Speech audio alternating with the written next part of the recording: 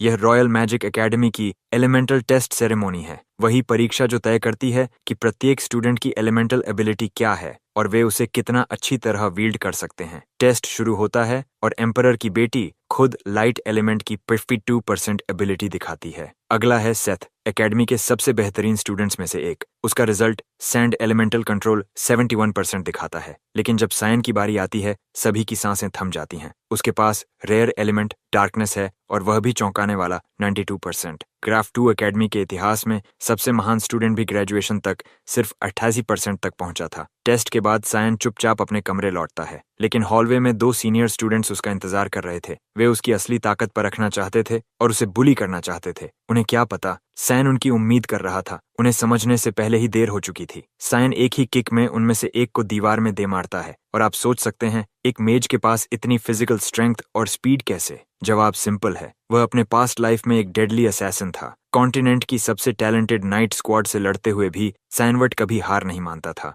वह एक ड्यूक का बास्टर्ड सन था और पूरे कॉन्टिनेंट का सबसे फियर्ड असैसिन। जितना उसे याद है, उसके पिता ने हमेशा उसे अपने लेजिटिमेट भाई की रक्षा करने और क्लैन की ऑनर बनाए रखने का आदेश दिया था। इसी काम में उसने अशेल्वर के राइज का हिडन कैटलिस्ट बनना स्वीकार किया। उसने हर आदेश बिना झिझक पूरा किया, चाहे इंपीरियल सक्सेशन में अशेल की मदद हो, डीमन किंग आर्मी के इन्वेजन में राइवल्स को खत्म करना हो या कॉन्टिनेंट को यूनिफाई करने की जंग। फिर भी सालों की लॉयल्टी के बदले उसे सिर्फ बिट्रेयल मिला। उसके अपने भाई ने उसे एक वाइल असैसिन कहा जिसने फॉरबिडन मिस्ट पावर से छेड़छाड़ की। इसी बहाने अशेल ने उसे एलिमिनेट करने की साजिश रची। सायन ये बर्दाश्त नहीं कर पाया, इतनी कुर्बानियों के बाद यूं फेंक दिया जाना। गुस्से से भरा उसने अपने भाई पर वार किया, लेकिन इस गिलगमेश की सस्ती नकल के सामने वह टिक न सका और मारा गया। ये उसका इमेजिन्ड एंड कभी नहीं था। तब एक चमत्कार हुआ। उसने आंखें खोलीं और खुद को पास्ट में पाया, और सबसे पहली व्यक्ति जिसे उसने देखा वह एमिली थी, वह मेड जिसे उसने 20 साल से नहीं देखा था।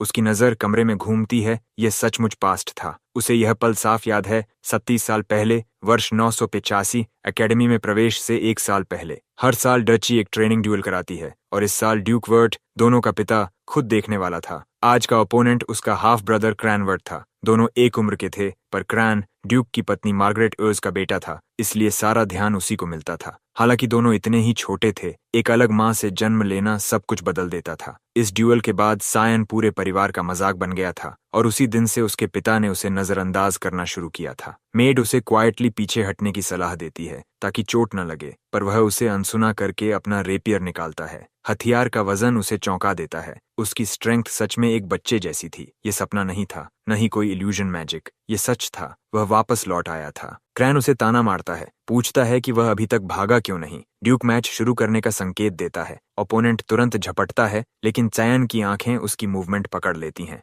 धीमी, बेहद धीमी। वह आसानी से डॉज करता है, एक तेज रिस्ट ट्विस्ट से ब्लेड किनारे उछाल देता है, फिर एक किक से क्रैन को जमीन पर पटक देता है। ड्यूक हल्की दिलचस्पी से देखता है, जबकि मार्गरेट डर से जड़ हो जाती है। एक थ्रस्ट उसके गले पर मारकर मैच खत्म किया जा सकता था, लेकिन सायन हेजिटेट करता है। जीत काफी नहीं थी। अपने पिछले जीवन में क्रैन ने उसे सिर्फ मजे के लिए परेशान किया था। अब जबकि शक्ति उसके हाथ में है, क्यों न इस स्मग एटीट्यूड को हमेशा के लिए कुचला जाए। इस नए जीवन में वह किसी का सेवक नहीं रहेगा, वह अपनी राह खुद बनाएगा। वह क्रैन के चेहरे पर बूट से बार बार चोट करता है, जब तक वह बेहोश न हो जाए। द्वंद्व नॉकआउट से जीत लिया जाता है। ड्यूल के खत्म होते ही उसे ड्यूक से मिलने बुलाया जाता है। एक हाई रैंकिंग नाइट उसे गलियारों से एस्कॉर्ट करता है। दरवाजे पर पहुंचने से पहले ही वह मार्गरेट को ऑफिस से निकलते देखता है। उसके होठों पर एक टेढ़ी मुस्कान खिल उठती है। वह स्पष्ट रूप से अभी अभी अपने प्रेशियस सन के बारे में रोना धोना खत्म करके निकली थी। सायान एक हल्का तंज कसता है, पूछता है कि क्रैन ठीक है या नहीं।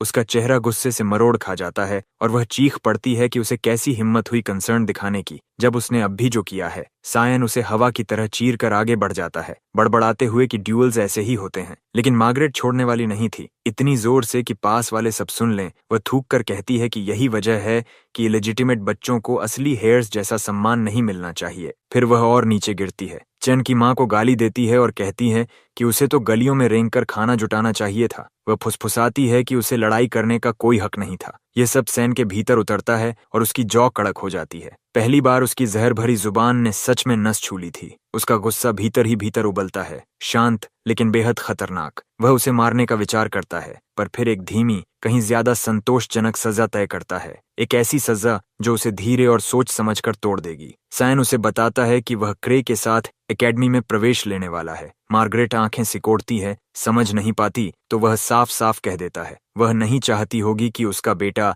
बिना हाथ पैरों के ग्रेजुएट करे। अब सारा ध्यान उसी पर लगाना चाहिए। मार्गरेट आगे बढ़ती है पर नाइट बीच में रुकावट बनकर कहता है कि ड्यूक से मीटिंग अर्जेंट है। सायन उसे आखिरी बार तिरछी मुस्कान देता है और ड्यूक के चेम्बर्स की ओर बढ़ जाता है। ऑफिस में प्रवेश कर वह औपचारिक अभिवादन करता है और यादें चमकती हैं। उसका पिता ड्यूक विलियस वर्ट, वेलस का महान फ्यूडल लॉर्ड, कॉन्टिनेंट का शील्ड, वह हीरो जिसने अकेले अपनी जादुई शक्ति से डीमन ऑन स्लॉट को सालों रोके रखा था। उसने आखिरी सांस तक कॉन्टिनेंट में शांति लाने की कोशिश की थी, लेकिन सायन उसे अलग देखता है। एक ऐसा आदमी जिसने ड्यूटी को अपनी जिंदगी बना लिया, जबकि उसके पास आजादी थी कि वह कुछ और चुन सकता। ड्यूक बिना भूमिका के मुद्दे पर आता है, कहता है कि जब क्रे ने चार्ज किया, सायन ने सोड की ट्रजेक्टरी पढ़कर डॉज किया, फिर पूछता है कि वह इतनी आसानी से ब्लेड कैसे चला लेता है। चैन कहता है कि वह हर रात अकेले अभ्यास करता था। ड्यूक को शक होता है, कहता है कि उसने कभी सोर्ड्समैनशिप में रुचि नहीं दिखाई तो इतनी स्किल छिपाई क्यों।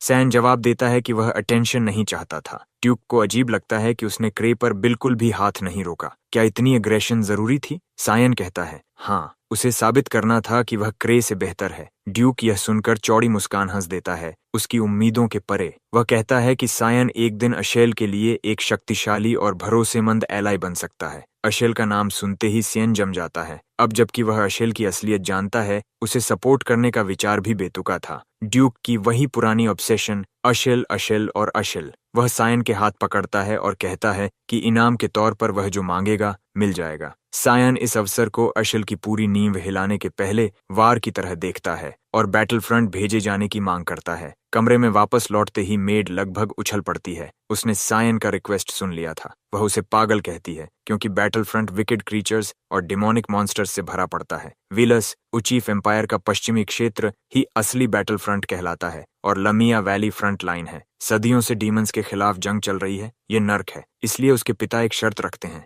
1 महीने में खुद को इतना मजबूत साबित करो कि लामिया वैली के लायक बन सको। चैन नहीं जानता कि कितना मजबूत होना पड़ेगा, पर उसे इतना पता है कि उसे अपनी फिजिकल क्षमता चरम तक ले जानी होगी। अभी वह अपनी उम्र के बच्चों से भी कमजोर है। उसके पास है पिछले जीवन की कॉम्बैट इंट्यूशन और अपने भीतर मौजूद हल्का सा मैजिक ट्रेस। अगर वह शरीर बना ले तो इन दोनों को असली हथियार बना सकता है। इसीलिए ट्रेनिंग अब शुरू होती है। तभी एलिस कमरे में तूफान की तरह घुसती है, उसकी आवाज में आग। उसे सायन के बैटल फ्रंट जाने की खबर मिल गई थी। वह उस पर बरस पड़ती है, कहते हुए कि जीत ने उसके सिर चढ़कर उसे पागल बना दिया है। फिर वह उसे रूफटॉप पर मिलने को कहती है। वह उसे टेस्ट करना चाहती है। अगर वह 3 मिनट तक उसका सामना कर सका तो वह उसे जाने से नहीं रोकेगी। सायन उसे समझाने की कोशिश करता है कि इस बात पर लड़ने की जरूरत नहीं, लेकिन वह उसे ठंडे लहजे में चुप करा देती है और पूछती है कि क्या वह बस उसके परिवार की लेगेसी के पीछे भाग रहा है। तभी सायन को समझ आता है कि वह इतनी अग्रेसिव क्यों है, लेकिन उसे उसके फैमिली नेम से कोई मतलब नहीं। क्रे के साथ ड्यूअल हुए अभी 1 दिन भी नहीं हुआ। शरीर टूट चुका है, लेकिन वह कोई रहम नहीं दिखाती। वह ब्रॉड सोर्ड के साथ उस पर जोरदार हमला करती है। सैन समय रहते रेपियर उठाकर वार रोक लेता है। वह हैरान रह जाती है, एक 10 साल का बच्चा उसकी ग्रेट सोर्ड को रोक गया। वह इसे लक मानकर तेज अटैक्स की बारिश कर देती है। सायन मुश्किल से रोक पाता है। कुछ वार लगते हैं, लेकिन उसकी गार्ड में एक परफेक्ट ओपनिंग दिखती है। सायन पैरी कर भीतर घुसता है और काउंटर उसकी गर्दन की ओर जाता है। वह बच भी नहीं पाती, लेकिन सैन आखिरी क्षण में ब्लेड मोड़ देता है, उसे भागने की खिड़की देते हुए। अगर उसने यह न किया होता, वह उसी वक्त मर जाती। मिस्ट की सोर्ड टेक्निक मर्सी के लिए नहीं बनी। इसकी फॉग बेस्ड फॉर्म सिर्फ किलिंग के लिए है और सायन अब भी कमजोर शरीर पर जोर डालकर माना को ब्लेड में धकेल रहा था। वह दीवार तक पहुंच चुका था। इसी बीच वह उसे मिड चांट पकड़ लेता है। वह अर्थ और विंड को मिलाकर अपनी ब्लेड को एम्पावर कर रही थी। उसकी आंखों में डिटर्मिनेशन था। वह पूरा दम लगाने वाली थी। सायन समझता है कि उस वार को रोकने की कोशिश उसे सीधा किले की दीवार के बाहर फेंक देगी, पर फिर भी वह चार्ज करता है, उम्मीद करते हुए कि एड्रेनलिन उसकी मैजिक को जगाए। लेकिन उनके ब्लेड्स टकराने से पहले ही नाइट ऊलन ऊपर से कूदकर दोनों को रोक देता है। वह एलिस को डांटता है कि वह उम्र में छोटे से ऐसे नहीं लड़ सकती थी। रियलिटी तुरंत लगती है। एलिस की आंखें झपकती हैं। फिर वह सायन को अचानक गले लगा लेती है। कांपते हुए माफी मांगती है। वह बस उसे बैटलफील्ड में फेंकने से रोकना चाहती थी। सायन समझता है वह वही है, वह लड़की जो हर चीज पर अपनी जान तक लगा देती है। उसकी बहन अकेडमी की प्रोडिजी, जिसे लोग देवताओं की बेटी कहते थे, जिसने तलवार चलना शुरू किया था चलने से पहले। वह एशल से कॉन्टिनेंट गार्डियन के खिताब के लिए बराबरी तक लड़ चुकी थी, लेकिन फिर सब खत्म हो गया। वह नाइट्स ऑफ लाइट में शामिल हुई और मारी गई। सायन उसे कसकर पकड़ता है और कसम खाता है इस बार वह उसे बचाएगा। इसी बीच एलिस उलान की ओर मुड़ती है, पूछती है कि ड्यूक का पर्सनल नाइट यहाँ क्या कर रहा है, अगर ड्यूक युद्ध के लिए निकल चुका है। उलान बताता है कि ड्यूक के आदेश से वह सायन की रक्षा करेगा। यह मिशन गुप्त है। सायन पहले ही ऑफिस में उसकी उपस्थिति महसूस कर चुका था, लेकिन अब उसे शक होता है कि उसके पिता इसे छुपाना क्यों चाहते थे।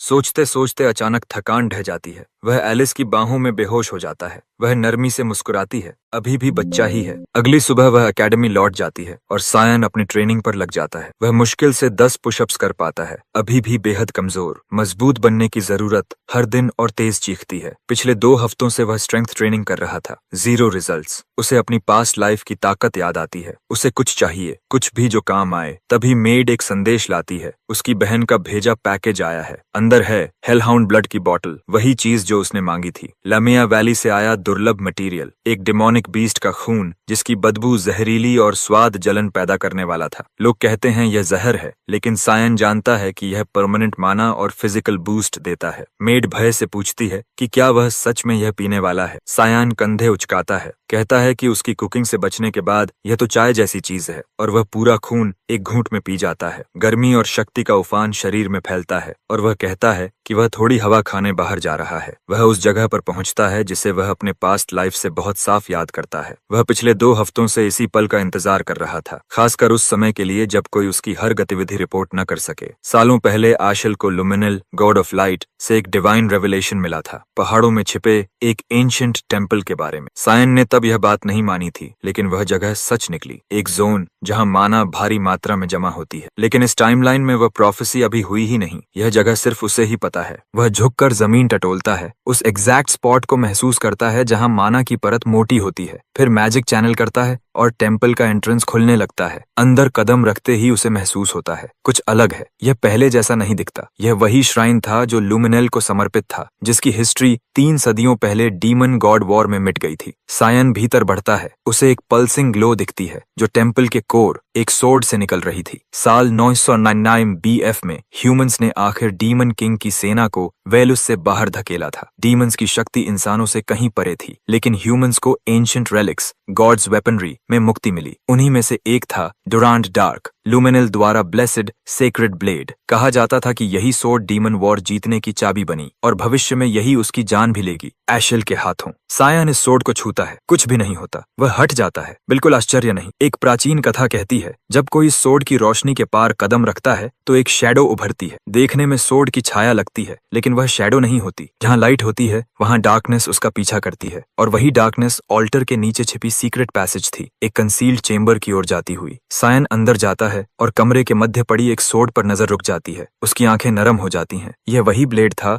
जो उसके पास पास्ट लाइफ में था। वह आगे बढ़कर उसका हैंडल पकड़ता है और उसका नाम बोलता है, कारुम। ब्लेड तुरंत उसे स्वीकार कर लेती है। सायन कुछ स्विंग्स करता है, लेकिन वह एंशिएंट मैजिक जो कभी इस तलवार में बहती थी अभी डोरमेंट थी। फिर भी उसे दोबारा पाकर एक अजीब सुख मिलता है। तभी अचानक चेंबर में एक आवाज गूंजती है, पूछती है कि उसे सच में डर नहीं लगता। क्या उसे समझ है कि उस सोर्ड में सील्ड डीमन को जगाने का मतलब क्या है। वह कहती है कि अब वापस जाना देर हो चुकी है और उसके शरीर पर कब्जा करने के लिए झपटती है, लेकिन सायन उसके पास पहुंचने से पहले ही उसका गला पकड़ लेता है। कहता है कि वह बहुत रेकलेस हो रही है, वह पहले ऐसी नहीं थी। डीमन की आंखें फैल जाती हैं। एक बच्चा उसे छू कैसे सकता है। सायन शांत स्वर में कहता है, यह तलवार उसकी है। वह पीछे हटने की कोशिश करती है, फिर ठिठक जाती है। उसे कुछ महसूस होता है। वह पूछती है, क्या वह सक्सेसर है। उसके अंदर एरू की प्रेजेंस क्यों है। सायन वही बात दोहराता है, यह सोर्ड उसकी है। उसने आरू की लेगेसी इनहेरिट की है और उसे अपने अपने मास्टर के आगे झुकना चाहिए। डीमन मानने को तैयार नहीं, वह चीखती है और हमला करती है। सायन आह भरता है, जानते हुए कि डिमोनिक वेपन की विल हमेशा यूजर का शरीर कब्जा करने की कोशिश करती है। वह बात वहीं खत्म कर देता है, उंगली से एक फ्लिक मारकर उसकी खोपड़ी को मंदिर के फर्श में दे मारता है। चेतावनी देता है कि अगर अभी सबमिट नहीं किया तो हाल और बुरा होगा। डीमन गुर्राती है तो सायन और दबाव डालता है, उसे जमीन में और धंसाते हुए। दबाव काम करता है, वह टूटकर उसे मास्टर कहती है अब लौटने का समय था। वह पहले ही बहुत देर बाहर रहा था। करुम उत्साहित लगती है, सदियों बाद बाहर की हवा में लौटने के लिए बेचैन। वह उसका नाम पूछती है और सायन उसे बताते हैं। एक बच्चे को आरू क्यों चुनेगी? सायन जवाब देता है, वह पास्ट लाइफ में चुना गया था, वह एक बार मर चुका है। लौटते समय सायन डुरान डार्क के पास से गुजरता है, उसे देखकर कहता है कि उसे अभी यहीं रहना चाहिए, इसका असली मालिक 2 दशक बाद आएगा। कारुम अभी तक रीइंकार्नेशन पर भरोसा नहीं करती। सायन सेक्रेड ब्लेड का हिल्ट काट देता है। कारुम चिल्लाती है कि वह क्या करने वाला है। सायन कहता है इससे फ्यूचर बहुत ज्यादा मजेदार बनेगा। जैसे ही कार्ट अपनी मंजिल पर पहुंचती है, हमारा MC फाइनली वाहन से उतरता है। उसे अब भी यकीन नहीं हो रहा कि वह पल सच में आ चुका है। ड्यूक वहां पहले से मौजूद था, अपने नाइट्स से घिरा हुआ। उसका पिता आगे आता है और सीधे पूछता है क्या वह सच में बैटल फ्रंट पर जाने के लिए तैयार है? अगर वह अब पीछे हटना चाहे तो वह उसे रोकेगा नहीं। सायन दृढ़ता से सिर हिलाता है, वह अपनी चुनी हुई राह पर पूरी तरह भरोसा रखता है। ड्यूक इल्किन को मूर्ति सा इशारा करता है, स्क्रॉल एक्टिवेट करो। नाइट उसे हवा में उछालता है, जादू की रोशनी फूटती है और एक हेल हाउंड प्रकट होता है। यही उसका ट्रायल था, उसकी वर्थ को जांचने के लिए। ये क्रीचर्स लेमिया वैली के लो टियर डेमोनिक बीस्ट्स थे। सायन तुरंत स्टैंस ले लेता है, नजर दुश्मन पर जमी हुई। दूर से उसका पिता याद दिलाता है, उसके हर फैसले का वजन होता है। अगर वह यह रास्ता चुन रहा है तो उसे अपनी ताकत साबित करनी होगी और जिम्मेदारी उठानी होगी। कुछ दिन पहले सायन ने उलेन से एक असली ड्यूएल की रिक्वेस्ट की थी। हवा में तलवार घुमाने वाली ट्रेनिंग अब बेकार थी, उसे एक असली लड़ाई महसूस करनी थी। नाइट ने कहा कि उसे अपनी उम्र के बच्चों के साथ स्पार करना चाहिए, लेकिन हर बार जब सायन स्पार के लिए आता, क्रे भाग जाता। उलेन अब भी मानने को तैयार नहीं था, पर अंत में एक शर्त पर राजी हुआ, वह सिर्फ शीत से लड़ेगा और स्ट्रिक्टली डिफेंस खेलेगा। सायन ने हामी भरी और एक रिक्वेस्ट और जोड़ दी, जो भी हो ड्यूक को कुछ नहीं बताया जाएगा। सायन ने शब्द खत्म होने से पहले ही पूरी ताकत से हमला कर दिया। उलेन ने वार रोक लिया, पर 10 साल के बच्चे की ब्लेड में इतना वेट देखकर दंग रह गया। सायन उसके चारों ओर तेजी से घूमता रहा, इतनी तेज कि उसकी सिलुएट धुंधली पड़ रही थी। एक ऊंची स्लैश उलेन ने पैरी किया, लेकिन सायन उसे सांस लेने नहीं दे रहा था। वार पर वार, हर एक पूरी ताकत से भरा। उलेन मुश्किल से रोक पाया। आखिर सायन रुक गया। वह जीतने के लिए तैयार नहीं था, पर उसने नाइट को धन्यवाद दिया और चला गया। उलेन वहीं खड़ा रह गया, अविश्वास में कि वह नाजुक सा नोबल बच्चा इतनी जल्दी कैसे बदल गया। इसलिए जब वह हेल हाउंड का सामना करता है तो नाइट को पूरा भरोसा है, ये बीस्ट्स उसके लिए कुछ भी नहीं। हेल हाउंड चार्ज करता है, सायन साफ डॉज करता है। जितना वह मजबूत हो चुका है, डीमन बीस्ट से लड़ना अभी भी उसकी लिमिट्स धकेलता है, इसलिए उसे जल्दी खत्म करना ही एक रास्ता था। बीस्ट फिर झपटता है, सायन साइड हटकर ब्लेड उसकी गर्दन चीरकर सीधे ब्रेन तक उतार देता है। हेल हाउंड तुरंत ढह जाता है, खून फैलता है। सायन सोचता है कितना मजा आए अगर कुछ जार में भर लूं, पर लोग देखकर पागल हो जाएंगे। उसके पिता ताली बजाते हैं, टेस्ट खत्म, वह पास हो चुका है। ड्यूक कहता है फ्रंट लाइन्स पर दोबारा मिलेंगे। कारुम तलवार से धीमी आवाज में पूछती है उसने उसे क्यों नहीं इस्तेमाल किया, उसे पूरी तरह जागने के लिए खून चाहिए। सायन उसे दिलासा देता है, जल्द ही वह जितना चाहे खून पिएगी। बैटल फ्रंट पर एक विशाल ओगर फ्रंट रैंक्स फाड़ रहा था। ड्यूक आदेश देता है डिफेंस लाइन मजबूत करो और तुरंत ओगर को खत्म करो। जादुई हमलों की बारिश क्रीचर पर गिरती है। बाइंडिंग स्पेल्स उसकी हरकतें रोककर आर्केन चेन्स में बांध देते हैं। बीस्ट इमोबिलाइज होते ही सायन मुख्य बल के साथ चार्ज करता है इसे खत्म करने के लिए। दूर से सायन और मेड शांत खड़े देखते हैं। मेड रो पड़ती है, पूछती है कि वह ऐसे स्थान पर क्यों रहना चाहता है। सायन को डर नहीं लगता, बल्कि यह जगह उसे लगभग नॉस्टैल्जिक लगती। फ्रंट लाइन पर पहली बार खड़े होकर कैसा महसूस हो रहा है? सायन कहता है थोड़ी घबराहट है। ड्यूक चेतावनी देता है, यहाँ मौत कभी भी कहीं भी गिर सकती है, चौकन्ना रहना ही नियम है। सायन सिर हिलाता है, उसे पहले से पता है कि यहाँ हर दिन 3 से 4 फुल स्केल बैटल्स होती हैं। हर बैटल का अपना प्रोटोकॉल होता है। डीमंस को हराने के लिए एडवांस्ड नाइट्स बैकबोन की तरह पूरी लाइन संभालते हैं, किसी भी मॉन्स्टर को ब्रीच नहीं करने देते। युद्ध खत्म होते ही सायन अपने असाइंड टेंट में लौट आता है, सबसे सुरक्षित सेक्टर में। लेकिन इस इलाके के गार्ड्स आदेशों का पालन बहुत सख्ती से करते हैं, जिसका मतलब है कि वह यहाँ करुम को समन नहीं कर पाएगा। उसे रात के खाने तक इंतजार करना पड़ता है ताकि चुपके से बाहर जाकर ट्रेनिंग ट्रेनिंग कर सके। वह मेड को कांपते देखता है और पूछता है कि वह कर क्या रही है। वह ड्यूक की वार्निंग दोहराती है। सायन उसे कहता है कि अपना सामान बांधकर किले लौट जाए। वह चिल्लाती है कि वह उसे अकेला नहीं छोड़ सकती। उसके बिना सायन होपलेस है। अगर वह अचानक गायब हो जाए तो उसकी देखभाल कौन करेगा। वह टेंट से बाहर निकलती है, कहती है खाने का समय हो गया। सायन को उसके व्यवहार से चिढ़ होती है, पर वह उसे नजरअंदाज करता है। उस रात जब सब सो जाते हैं, वह अपने कंबल के नीचे एक प्लश डॉल रख देता है ताकि उसकी अनुपस्थिति छिप जाए। मेड पूछती है क्या वह ट्रेनिंग के लिए बाहर जा रहा है। वह सिर हिलाकर हाँ कहता है। वह उसकी डेडिकेशन की तारीफ करती है, कहती है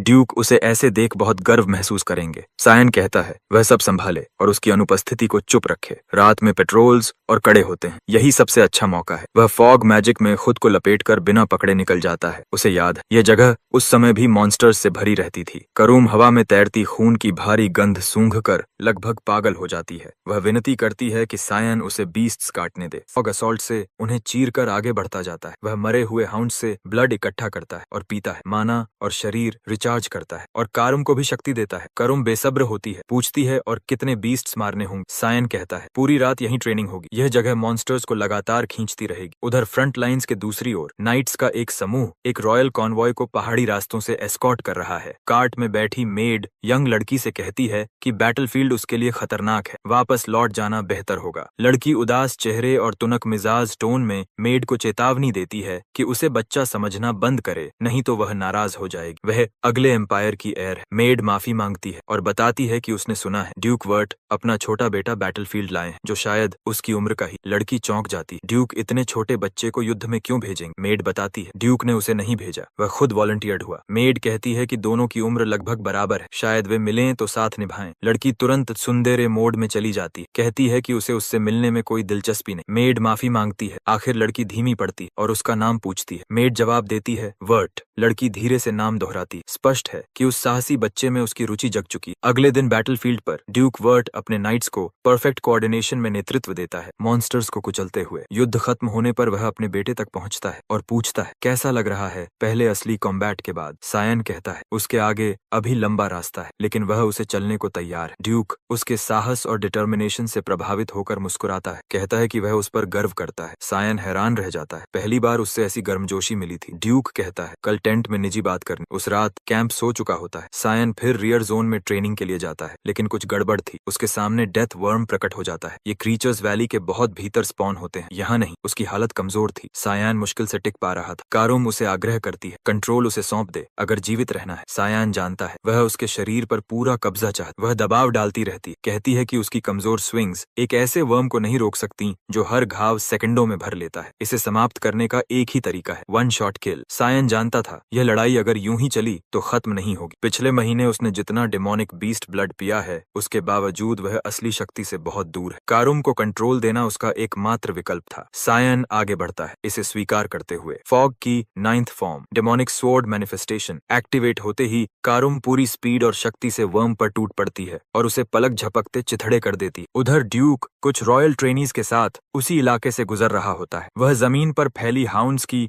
फटी चीथड़ी लाशें देखता है, वही जिन्हें सायन ने पहले रात मारा था। हवा में भारी माना की गंध थी। देखकर वे तुरंत शक करते हैं कि शायद कोई डीमन सक्रिय हुआ है। ड्यूक आदेश देता है कि इस क्षेत्र को तुरंत सर्च करके सिक्योर किया जाए। ऐसी चीजें अनदेखी नहीं छोड़ी जा सकती। वह शवों पर पड़े कट और निशान देखता है। वे अजीब तरह से उसके बेटे की फाइटिंग स्टाइल जैसे दिखते हैं, पर वह इस विचार को झटक देता है। जैसे ही वे पीछे बढ़ते हैं, एक विशाल डेड डेथ वर्म मिलता है। अब बड़ा सवाल खड़ा होता है, इतने सारे बीस्ट्स को अकेले किसने मारा। ड्यूक के मन में एक सिद्धांत बनने लगता है, शायद कोई सीक्रेट ऑर्गेनाइजेशन इस सब के पीछे हो। उधर टेंट में सायन बिस्तर पर लेटा सोच रहा होता है। डिमोनिक स्वॉर्ड मैनिफेस्टेशन उसने आखिरी बार कब इस्तेमाल किया था। यह वही टेक्निक है जिससे कारुम पूरी तरह कंट्रोल लेकर अपनी शक्ति को बिना रोक टोक अनलीश कर देती, लेकिन इसका जोखिम बड़ा है। अगर वह एक बार फिसला तो कारुम स्थायी रूप से कंट्रोल ले सकती है, इसलिए वह इसे कमजोर मॉन्स्टर्स पर इस्तेमाल नहीं कर सकता। कीमत बहुत भारी है। शरीर थक गया था। अगर उसने पिछले महीने इतना अपना डीमन ब्लड न पिया होता तो वह कब का ढह चुका होता। तभी कारुम प्रकट होती है और कहती है कि अब उसे कुछ समझ आया है। अंदर से सायान एक मैच्योर वॉरियर जैसा है, लेकिन शरीर अभी भी बच्चे का है। उसकी इंस्टिंक्ट्स, अवेयरनेस और सोर्ड्समैनशिप उसके उम्र से बिल्कुल मेल नहीं खाते, जैसे उसने दशकों तक ट्रेनिंग की हो। वह कहती है कि उसके मूवमेंट्स किसी ऐसे इंसान जैसे हैं जिसके पास। और जब उसने सायन को यह कहते सुना कि वह पहले मर चुका है, कारुम को पूरी तरह विश्वास हो गया कि वह फ्यूचर से लौटा है। सायन थके हुए चेहरे से कहता है, यह तो शुरू से ही साफ होना चाहिए था। कारुम अपने यूजुअल लाउड एरोगेंस में चिल्लाती है, फिर शांत होकर उसकी पिछली मौत के बारे में पूछती है। इतना स्ट्रांग कौन था जिसने उसे मार दी? उसकी थ्योरी, डुरान डार्क का विल्डर, या तो ड्यूएल में उसे हराकर, या किसी करीबी ने बिट्रेयल किया। वह दूसरे विकल्प पर ज्यादा विश्वास करती है। सायन पूछता है, क्यों? कारुम बताती है, वह अर्लियर सायन की आंखों में देखा था जब वह डुरांड डार्क को घूर रहा था, जैसे उस तलवार ने उसके अतीत को जख्म दिया हो। अगर ऐसा है तो सायन शायद बदला लेने आया है। उसकी आवाज बदलती है। कारुम गुर्राकर चेतावनी देती है कि अगर सायन फिर कभी मरा या हारा तो वह उसे पूरा निगल जाएगी। सायन उसके सिर पर थप्पड़ मारता है, याद दिलाते हुए कि कंट्रोल किसका है, पर भीतर से वह राहत महसूस करता है। कारुम पिछली जिंदगी जैसी ही है। बाद में कैंप में अजीब बेचैनी फैल जाती, लोग घबराए हुए लगते हैं। सायन वजह जानने निकलता है और एमिली मिल जाती। वह बताती है, अभी खबर आई है कि रियर कैंप के पास वैली में हाई रैंकिंग मॉन्स्टर्स के कॉर्प्सेस मिले हैं, उसी जगह जहां सायन रातों को लड़ रहा था। सायन तुरंत समझ जाता है यह उसी के मारे हुए क्रीचर्स। वह पूछता है कि क्या, और अफवाहें फैली, पर तभी युल्किन आ जाता है। कहता है ड्यूक ने उसे बुलाया है। सायन समझ जाता है वह फंस चुका है। उसने लाशों को कल रात ही संभाला था। वह फादर्स टेंट में जाता है, जैसे हमेशा ग्रीटिंग करता है। सीने में हल्की घबराहट थी, अगर टॉपिक उठा तो क्या बहाना देगा। उसका फादर उसकी अटैक पैटर्न एक नजर में पहचान लेगा। ड्यूक उसे बैठने का इशारा करता है, कोई भूमिका नहीं, सीधे मुद्दे पर आ जाता है। पूछता है, वह कल रात कहाँ था? सायन बिना हिचक सीधे चेहरे से झूठ बोलता है कि वह जल्दी सो गया था। ड्यूक की आंखों में शक की हल्की झिलमिलाहट। जो मार्किंग्स उन्होंने कल देखे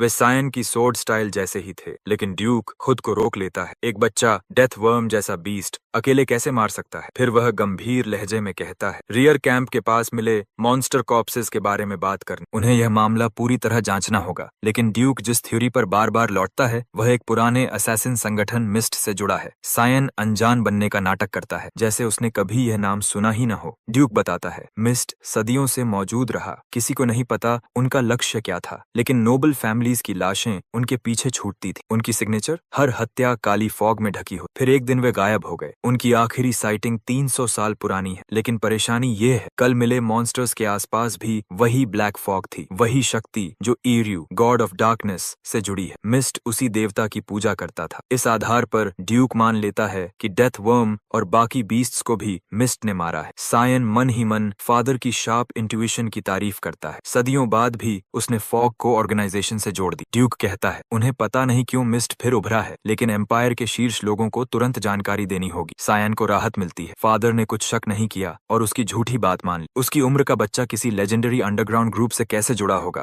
फिर टॉपिक बदलता है, क्या उसे पता है आज कौन से मेहमान आने वाले हैं? सायन जानता है, एम्परर खुद फ्रंट पर आने वाले हैं। ड्यूक सर हिलाता है और एक छोटा फेवर मांगने का संकेत देता है। उधर एम्परर बैटलफील्ड पहुंचते हैं। नाइट्स सम्मान से स्वागत करते हैं। ड्यूक घुटनों पर बैठता है, पर एम्परर उतरकर कहते हैं उनके बीच में फॉर्मेलिटीज की जरूरत नहीं, वे वर्षों से मित्र हैं। एम्परर सायन को देखते हैं। वर्ट परिवार के सबसे छोटे सदस्य के रूप में परिचय कराया जाता है। सामने इतनी कम उम्र में फ्रंट लाइंस झेलने की क्षमता देखकर एम्परर प्रभावित होते हैं। सायन को समझ आता है फादर ने उसे इस विजिट के लिए क्यों बुलाया था। पहली बार उसे सार्वजनिक रूप से ड्यूक का बेटा माना जा रहा था। उसके पास्ट लाइफ में एम्परर के आने पर उसे कमरे में बंद कर दिया जाता था, लेकिन इस बार वह सच में खुश था। पहली बार गर्व के साथ पहचाना जा रहा। फिर एम्परर अपनी बेटी से परिचय करवाते हैं। सफेद बालों वाली वह लड़की एरिन सेवर्स है, यू चीफ एम्पायर की 5th प्रिंसेस। सायन उसे तुरंत पहचान लेता है, दुखद किस्मत वाली प्रिंसेस। ड्यूक के फेवर का असली मतलब अब सामने आता है। सायन को उसकी सुरक्षा का ध्यान रखना था। वे एक ही उम्र के हैं, वह उसे संभाल सकता है, उसका साथ दे सकता है। ड्यूक चाहता था कि सायन अभी से एक रिश्ता बनाए, क्योंकि एकेडमी में वे शायद दोबारा मिलेंगे। सायन समझता है राजघराने के साथ अच्छे संबंध बनाना फायदेमंद है। वह उससे दोस्ती करने को उत्सुक नहीं, पर फादर की मंशा समझता है। वह चाहता है सायन वैसा ही मजबूत संबंध बनाए जैसा ड्यूक और एम्परर के बीच है। पर सायन ऐसा इंसान नहीं। उसे भरोसा है है कि दोनों कभी दोस्त नहीं बनेंगे, फिलहाल उसे अभिनय करना होगा। वह प्रिंसेस के साथ चलता है। नदी के पास पहुंचकर वह पूछती है, पानी लाल क्यों है? सायन बताता है, यह ब्लड रिवर है। नाम सब बता देता है। जब डीमंस मरते हैं या लड़ने लायक नहीं रहते, वे इसी नदी की ओर घिसटते हैं। उनकी सड़ती देह और फ्लूइड्स पानी को लाल कर देते हैं। नदी का यह सच सुनकर प्रिंसेस को घिन आती। वह पूछती है कि रिवर कहाँ बहती है। सायन उसे डराने में मजा लेते हुए कहता है, सीधे डीमन रेल्म की ओर। अगर वह काफी आगे तैरे तो डीमन किंग से टक्कर हो सकती है। तभी आसमान में एक पीली रोशनी दिखती है। सायन बताता है कि इसका मतलब डिमोनिक बीस्ट्स करीब आ रहे हैं। वह घबरा जाती है, पूछती है डीमंस इतने पास आने की हिम्मत कैसे कर रहे हैं। उधर फ्रंट लाइन पर ड्यूक बैटल फॉर्मेशन बनाना शुरू कर देता है। नाइट्स को एम्परर की सुरक्षा का आदेश देता है, लेकिन एम्परर बाधा डालते हैं। कहते हैं कि वह पीछे हटकर ढालों के पीछे नहीं छिपेंगे। वर्षों हो गए उन्होंने असली कॉम्बैट नहीं देखा और अब वह खुद एक्शन में उतरने के लिए बेचैन है। ड्यूक के पास मानने के सिवा विकल्प नहीं था। घोषणा की गई कि एम्परर खुद चार्ज में शामिल हो, जबकि बाकी नाइट्स इनकमिंग डीमंस को संभालें। ड्यूक अपने बेटे को बुलाता है। सायन बिना झिझक आगे बढ़ता है, लेकिन जाने से पहले एरिन उसे रोकती है। पूछती है कि क्या वह सच में अकेले डीमंस से लड़ सकता है। सायन हाँ में सिर हिलाता है, पर वह बीच में बोल पड़ती है, वह भी चलना चाहती है। अगर वह जा सकता है तो वह भी। दोनों की उम्र एक ही है। सायन ठंडेपन से मना करता है, कहता है कि यहाँ लोग मरते हैं। जैसी वह जिद्दी और तेज तर्रार है, वह चिल्लाती है कि फिर भी वह जाना चाहती है। सायन उसे अनदेखा कर उलेन को बुलाता है, आदेश देता है कि प्रिंसेस को लड़ाई से दूर सुरक्षित जगह ले जाया जाए। वह गुस्से में चीखती है, उसे बच्चा जैसा ट्रीट करने पर। सायन उसके पास जाकर ठंडी नजरों से कहता है, अगर वह ऐसे बिना सोचे कूदती रही तो लोग मरेंगे, शायद दर्जनों, शायद सैकड़ों। क्या वह उस बोझ को उठाने को तैयार है? उसकी आंखें भर आती, पार सीधा दिल पर लगा था। सायन मुड़ते हुए कहता है, अगर रोना है तो सामान बांधकर घर लौट जाओ। कैंप में वापस उच्च स्तरीय डिमोनिक बीस्ट्स हमला शुरू कर देते हैं। ड्यूक आदेश देता है, बैटल प्रेप करो और एक भी क्रीचर न बचने दो। सोल्जर्स आग बरसाते हैं और सीधा डिमोनिक स्नेल पर चार्ज करते हैं। यहाँ एक और कहानी सामने आती है, एम्परर डियोनिस वारिस की। उसकी पहली पत्नी डायना कजेल, जिसके दो बेटियां थी, पहली और दूसरी प्रिंसेस। दूसरी पत्नी कसांड्रा नेपालिस से दो प्रिंसेस हुए और फिर आई अरिन, पांचवी प्रिंसेस। एक कॉमनर से जन्मी इलेजिटिमेट चाइल्ड। उसे हमेशा कलंक की तरह देखा गया। उसे दरबार में अस्वाभाविक रॉयल ब्लड के लायक नहीं कहा गया। उसने तिरस्कार सहा, अफवाहें झेली, पर उसने कभी रॉयल ग्रेस छोड़ना नहीं सीखा। पढ़ाई में उसने जान लगा दी, फिर भी उसकी जिंदगी बिखरती गई। उस पर एम्पायर से धोखा करने का आरोप लगा। उसे रॉयल ब्लड लाइन से निकाल दिया गया। बाद में वह किसी दूर द्वीप पर बीमारी से मरी बताई गई। लोग उसे ट्रैजिक प्रिंसेस कहते थे। सायन हमेशा मानता था, अगर उसकी जिद और सपने उसे न खा जाते तो शायद उसकी जिंदगी बेहतर होती। कारुम मजाक उड़ाती, कहती है उसकी कहानी सायन से मेल खाती। दूर कहीं वॉरजोन में एम्परर और ड्यूक राक्षसों की फौज काटते आगे बढ़ते। एम्परर डियोन अपने शरीर में रॉ लाइटनिंग चैनल करते हुए मॉन्स्टर्स को ऐसे चीरता है जैसे वे कुछ हो ही नहीं। वह केवल शासक नहीं बल्कि एक खतरनाक बैटल मेज था। कुछ भी उसे रोक नहीं सकता। जब क्षेत्र साफ हो जाता है, दोनों कमांड टेंट में आराम करने लौटते हैं। एम्परर ड्रिंक डालता है। पुराने दिनों की याद में सायन के पिता को ऑफर करता है, कर देते हैं। फ्रंट पर शराब जजमेंट खराब कर। चुप्पी के बीच एम्परर एक परेशान करने वाली बात उठाता है, कई नोबल्स हाल ही में मारे गए हैं। खबर फैल रही, सोल्जर्स और सिटीजन्स बेचैन हो रहे हैं। ड्यूक तुरंत पूछते हैं, क्या कोई पैटर्न है, कोई अजीब निशान? डियोन बताता है, सभी नोबल्स भ्रष्ट थे और हर कॉर्प्स पर ब्लैक फॉग रेसिड्यू मिला। ड्यूक चुप हो जाता है। वह कहता है कि कल कैंप के पीछे उसे भी वही धुंध दिखी थी। दोनों मानते हैं ब्लैक फॉग वाले यूजर्स वापस आ चुके हैं। फिर टॉपिक बदलता है। एम्परर कहता है एरिन पर भी ब्लेम आने लगा है और यह उसे परेशान कर रहा है। एम्परर हालात को शांत रखने की कोशिश कर रहा था, लेकिन कुछ गुट साफ तौर पर इस केओस का इस्तेमाल एरिन के खिलाफ करना चाहते थे। वह ड्यूक की ओर मुड़ता है, चेहरा गंभीर और साफ, और एक अनुरोध करता है, अगर कुछ हो जाता है, अगर वह पहले मर जाए तो ड्यूक उसकी जगह एरिन का ख्याल रखे। ड्यूक बिना एक क्षण गनवाए वचन देता है, अपनी जान की कसम, वह उसकी रक्षा करेगा। बात यहीं खत्म होती। दूसरी तरफ टेंट में सायन एमिली को सब बता रहा होता है। एमिली निराश है कि उसने प्रिंसेस के साथ मुश्किल से 2 शब्द ही बोले। वह हंसते हुए चिढ़ाती है कि इस तरह तो सायन कभी शादी नहीं करेगा।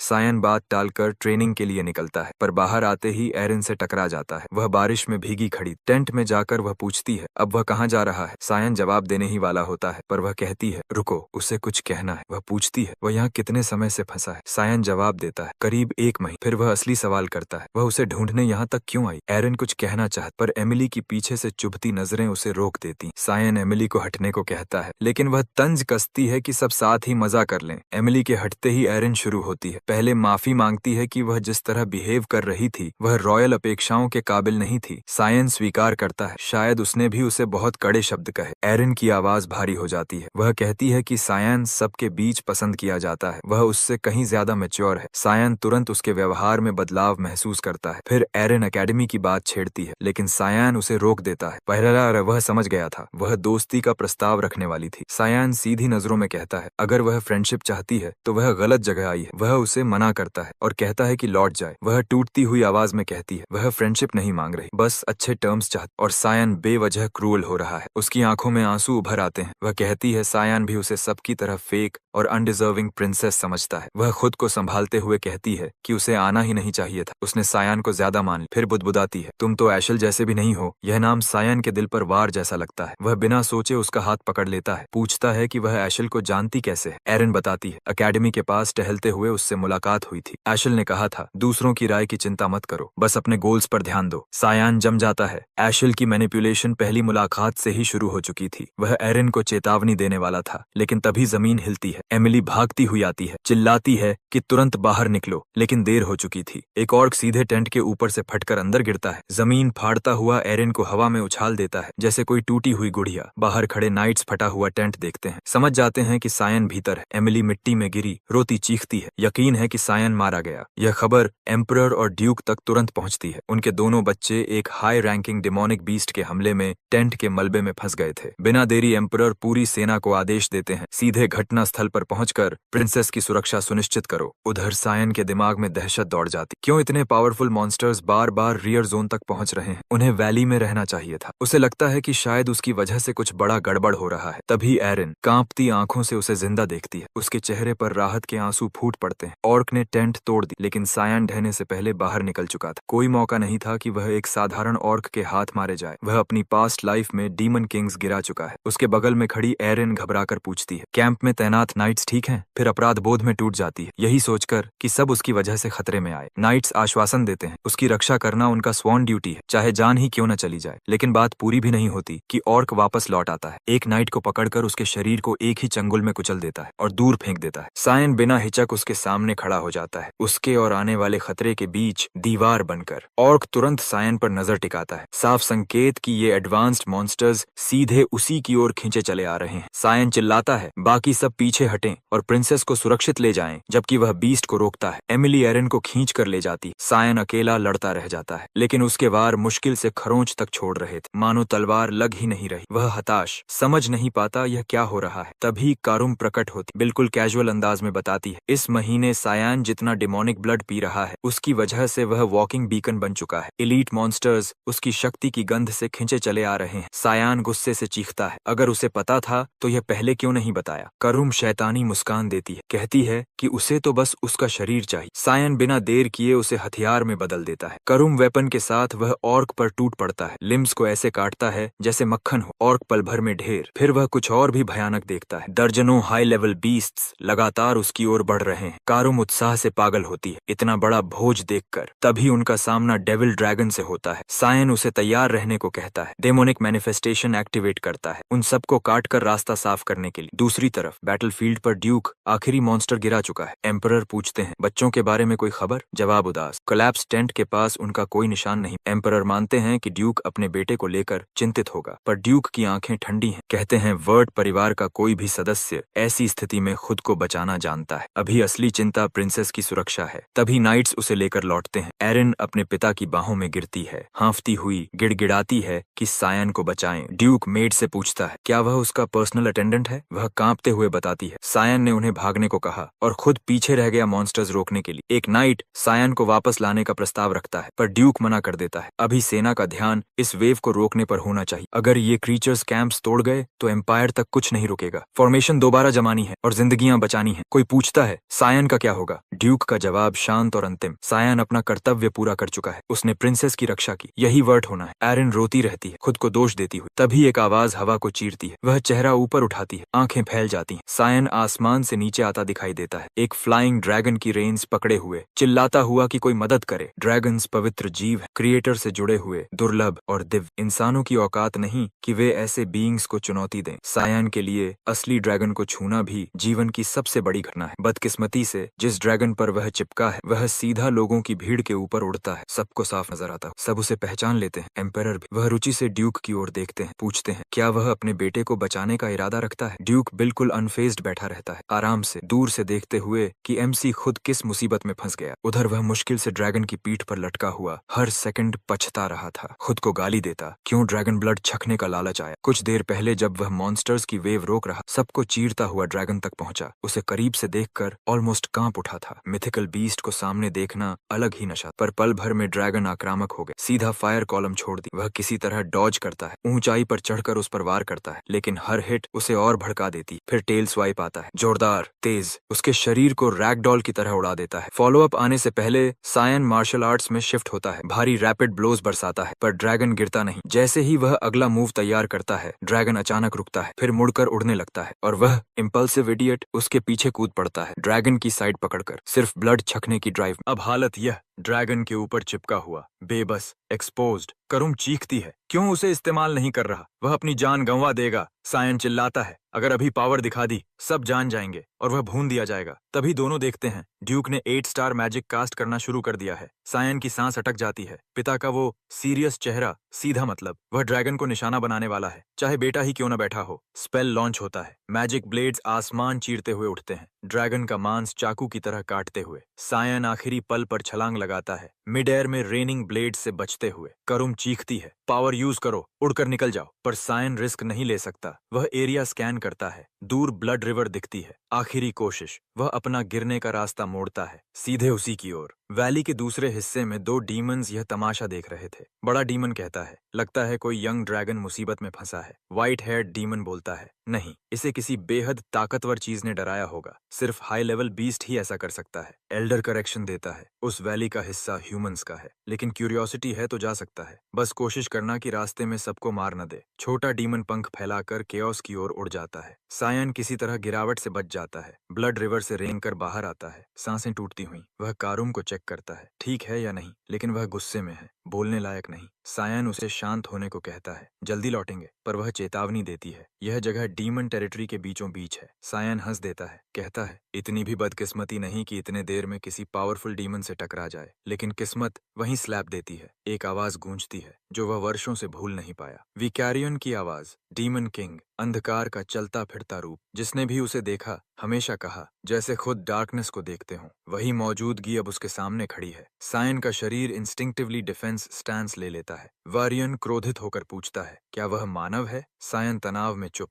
अगले ही पल डीमन किंग उसके सामने ब्लिंक करता है, क्लियरली लड़ाई का निमंत्रण। सायन रिफ्लेक्स में कारम से वार करता है, पर सिर्फ उसके बालों का थोड़ा हिस्सा कट पाता है। विकैरियन रुककर उसे देखता है, प्रभावित, इंट्रीग्ड। कारुम घबरा कर पूछती है, यह किससे लड़ने की कोशिश कर रहा है? सायन भारी आवाज में जवाब देता है, डीमन किंग। यह सुनते ही वह दहशत से कांप उठती है। करुम कहती है, उसकी करंट स्ट्रेंथ में डीमन किंग को हराना नामुमकिन है। अब वह ऐसी स्थिति में फंसा है जहां जीत नहीं, भागना भी मौत बुलाने जैसा। दिमाग एक पल को ब्लैंक। तभी वेलकैरियन उसे चौंकाता है, कहता है, रिलैक्स करो, वह किसी बच्चे को चोट नहीं पहुंचाएगा। फिर जमीन पर आराम से लेट जाता है, जैसे बात करने आया हो। सायन को यह बेहद अजीब लगता है, यह डीमन किंग के स्वभाव जैसा बिल्कुल नहीं। वारियन फिर पूछता है, क्या वह सच में ह्यूमन है और यहाँ कैसे पहुंचा? सायन बताता है, हाँ, वह ह्यूमन है और ब्लड रिवर में गिरकर यहाँ बह आया। लेकिन वेरियन संतुष्ट नहीं, उसे सायन से अजीब सी एनर्जी महसूस हो रही। पूछता है, क्या यह पहली बार आया है? सायन सिर हिलाता है, पर वेरियन का संदेह कम नहीं होता। फिर पूछता है, क्या उसने उसे पहले कहीं देखा? सायन इनकार करता है और वेरियन उस सिंसेरिटी को मान भी लेता है। आखिरकार उसने कभी मानव देखा ही नहीं, तो कोई उसे जान भी कैसे सकता है? लेकिन सायन के मन में शक बढ़ता है, क्या यह वही वर्कारियन है जिसे वह अपनी पिछली लाइफ से याद करता है? वह पूछता है, वह यहाँ आया ही क्यों? डीमन किंग जवाब देता है, इस दिशा से अनयूजुअल पावर सर्ज महसूस हुआ, रूलर होने के नाते जांचने आ गया। सायन कोई शौक नहीं दिखाता और यही वेरियन के शक को पुख्ता करता है। वह बात करता रहता है, पर सायन उसका रियल डिफरेंस देख रहा है। पास्ट लाइफ में यही आदमी दुनिया पर डीमन इन्वेजन लेकर आया था, लेकिन सामने खड़ा यह वेरियन केओस शुरू करने लायक बिल्कुल नहीं लगता। कुछ तो गलत हुआ था, कुछ जिसने उसे बदल डाला। आखिर चेन जोखिम लेता है, पूछता है डीमन किंग असल में चाहता क्या है। वेरियन हंसकर कहता है बस अपनी पीपल की सेफ्टी और प्रॉस्पेरिटी। जो पीस तोड़ेगा उसे मिटा देगा। सायन को एक पल को उसकी असली नेचर की झलक दिखती है, रॉ ईवल, जो किसी ट्रिगर के इंतजार में सोया है। सायन समझ जाता है उसे वह ट्रिगर रोकना होगा। वह चेतावनी देता है जल्द ही या वेरियन या एम्पायर किसी भारी टर्निंग पॉइंट से गुजरेंगे। वेरियन उलझ जाता है, पूछता है वह कहना क्या चाहता है। सायन स्वीकारता है उसे एग्जैक्ट डिटेल्स नहीं पता, पर अगर हालात बिगड़े ह्यूमंस और डीमंस के बीच बड़ा युद्ध छिड़ सकता है और वह उसे रोकने की टर्म्स चाहता है। वेरियन पूछता है मैं ह्यूमंस पर हमला क्यों करूंगा। चैन विनती करता है चाहे जो भी हो प्रॉमिस करो कि कभी ह्यूमन लैंड्स पर हमला नहीं करोगे, वॉर शुरू नहीं करोगे। वेरियन भौं उठाता है, उसके बदले उसे क्या मिलेगा। सायन कहता है जो भी थ्रेट आएगा वह पूरी शक्ति से उसकी सहायता करेगा। वेरियन अम्यूज्ड होता है, पर सायन के साहस में कुछ उसे पसंद आता है। वह उसका नाम पूछता है और सुनकर सोलम वाव लेता है कि एक डीमन किंग के रूप में वह कभी ह्यूमंस पर वॉर इनिशिएट नहीं करेगा, न उनकी भूमि पर एंक्रोच करेगा, चाहे कुछ भी हो। बस सायन को अपना वादा निभाना होगा। यह कहकर वह आसमान में उड़ जाता है। जल्द ही फ्रंटलाइन स्काउट्स उसे ढूंढ लेते हैं और खबर फैल जाती है वह डेविल ड्रैगन से बचकर लौट आया। अंदर ही अंदर वह जानता है अरिन उसके लिए प्रैक्टिकली कुछ नहीं ला सकती, लेकिन उसकी यह इमोशनल मैस उसके धैर्य को खा रही है। वह जल्दी आंसू पोंछती है, जबरदस्ती मुस्कुराती है, कहती है उसे बस लेवल अप करना है, स्ट्रॉन्गर बनना है, इतना पावरफुल कि चायन जैसा कोई उसे नोटिस करे, उसकी प्रेजेंस एक्सेप्ट करे। वह कसम खाती है इतनी कैपेबल बनेगी कि सायन चाहे या ना चाहे उसे रोक ही ना पाए। दरवाजे पर रुककर धीरे से कहती है फ्रंट लाइंस पर न मरने के लिए थैंक्स। कुछ दिन बाद फॉरेस्ट की रियर बॉर्डर की छाया में एक आदमी पेड़ों के बीच से फिसलता है, यकीन करता हुआ कि कोई पीछा नहीं कर रहा। वह पैक से एक ग्लोविंग आर्केन क्यूब निकालता है और जैसे ही वह बाहर आता है कर्स्ड मैजिक की काली चेन्स फटकर उसकी जकड़ लेती हैं। पीछे से आवाज गूंजती है, हैरानी से कहती हुई कि असली गद्दार रेनोल्ड क्रिम्सन ही निकला। तस्कर घबराकर क्यूब की रैरिटी समझाने लगता है। इसका माना स्टोरेज लिमिटलेस सा है, गैम किंगडम के मेज लैब्स की क्रिएशन। असैसिन क्यूब छीने बिना रुकता नहीं, मास्क हटाता है, अपना नाम ऐसे बोलता है जैसे अरेस्ट वारंट पड़ रहा हो। रेनोल्ड जम जाता है, सायन ने पकड़ा है, वह सोच भी नहीं सकता था। वह पूछता है सायन यहाँ क्या कर रहा, पर सायन जवाब तक नहीं देता। क्रेट्स और सामान खोदता जाता है, कॉन्ट्राबैंड पार्ट्स, डिमोनिक रेमनेंट्स और पजल पूरा हो जाता है। रेनल्ड कॉर्प्सेस से करप्टेड ब्लड निकालकर कार्ट्स में भरता था और किसी इनसाइडर की मदद से बॉर्डर पार भेजता था। कोई बड़ा हाथ इसमें शामिल है। रेनल्ड कंधे उचकाता है, मासूम बनने की कोशिश, कहता है उसे कुछ नहीं पता, पर सायन बहुत आगे है। अंडरग्राउंड मार्केट्स में डिमोनिक ब्लड बिकते देखा है, कोई भारी खिलाड़ी इसे सप्लाई कर रहा है। वह सोचता है कंस्ट्रक्ट कौन है, तभी रेनल्ड अचानक फायरबर्स्ट से हमला करता है। उसे लगता है स्ट्राइक लगेगा, पर सायन पहले ही पास आ चुका था। एक कट में उसकी हथेलियां काटकर पेड़ की छाल में गाड़ देता है, फिर सौदा रखता है, सब बता दे, स्मगलिंग पाथ, मोल, पूरी चेन और क्लीन डेथ पाएगा। नहीं बताया तो टॉर्चर उसे मरने की भीख मंगवाएगा। बाद में वेलस के वेस्टर्न बॉर्डर पर एक ट्रेड स्टेशन में व्यापारी ब्लड शिपमेंट का क्रेट खोलते हैं। अंदर रेनल्ड का कटा सिर काले धुएं में तैरता मिलता है। पास ही सायन छत की छाया से ये सब अनफोल्ड होता देखता है। करुम पूछती है क्यों इन ट्रेटर्स को छोड़ रहा है। चायान ठंडे स्वर में कहता है उन्हें बस एक झटका चाहिए, एक वार्निंग। उसे सब याद है, पास्ट लाइफ में रेनोल्ड गैम के गवर्नमेंट से मिला हुआ था। करप्टेड ब्लड की ट्रैफिकिंग उसके हाथ में थी। हर शिपमेंट गैम के मेज सोसाइटी तक जाती थी। वे मैजिक सोर्स को डिसेक्ट करने और उसकी लिमिट्स तोड़ने के पीछे पागल थे। अभी तो वे डिमेंशन क्यूब जैसे टूल्स बना रहे, पर आगे वे उस ब्लड से हॉरर क्रिएशंस निकालेंगे, मैजिक को पूरी तरह करप्ट कर देंगे। सायन इस बार इसे होने नहीं देगा। कारुम चिढ़ाते हुए कहती है कितना मजेदार है, वह एम्पायर की मदद कर रहा है जबकि कसम खाई थी कि इस बार सिर्फ अपने लिए जिएगा। उधर उचीफ की एक स्टेट में अशिल कमरे में लेटा एक महिला के साथ वक्त बिताने के बाद आराम कर रहा है। अचानक वह सतर्क हो जाता है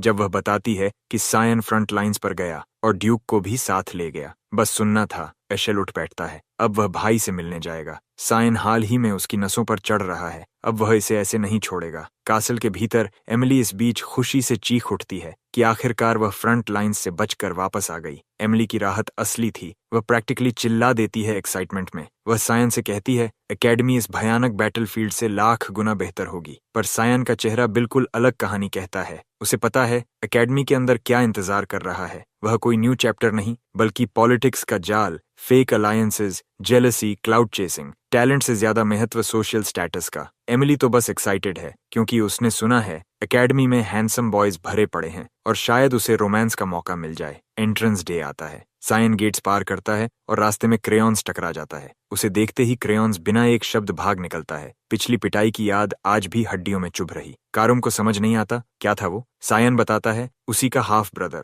कारुम कहती है वह बाकी फैमिली जैसा नहीं दिखता। सायन मुस्कुरा देता है, कहता है वह एलिस जैसा ही तो है। एकेडमी के स्टाफ उसे ग्रीट करते हैं, ज्यादा पोलाइट, डर डर कर, और हर कोई नजरें चुरा रहा है, यानी आसपास कोई बड़ा आदमी है, ड्यूक, अशल। पर सायन परवाह नहीं करता। 1 साल की नॉन स्टॉप मेहनत के बाद वह खुद को एक पल की ईज देता है। मे भी यही रिवॉर्ड है। वह हॉलवे में चलता कमरे तक पहुंचता है और दरवाजा खोलने से पहले ही उसे भीतर से एक फेमिलियर ऑरा महसूस होती है। Strong, unmistakable, अशेल। और जैसे ही दरवाजा खुलता है वह उसी घमंडी मुस्कान के साथ खड़ा मिलता है। बिन अ वाइल्ड, सायन खुद को काबू में रखता है। एशल सार्केस्टिकली कहता है शायद सायन उसे पहचानता भी ना हो, आखिर सालों हो गए, बस ये सुनना था। सायन अंदर से टूटता स्विच फ्लिक हो जाता है। कारुम को पकड़कर काउंटर अटैक करने ही वाला था कि वह उसे रोक लेती है, चेतावनी देती है एक गलत मूव और यहाँ मर जाएगा। सायान मुश्किल से खुद को थामता है, दांत भींचकर अशल को ग्रीट करता है, कहता है वह कभी अपने बड़े भाई का चेहरा नहीं भूल सकता।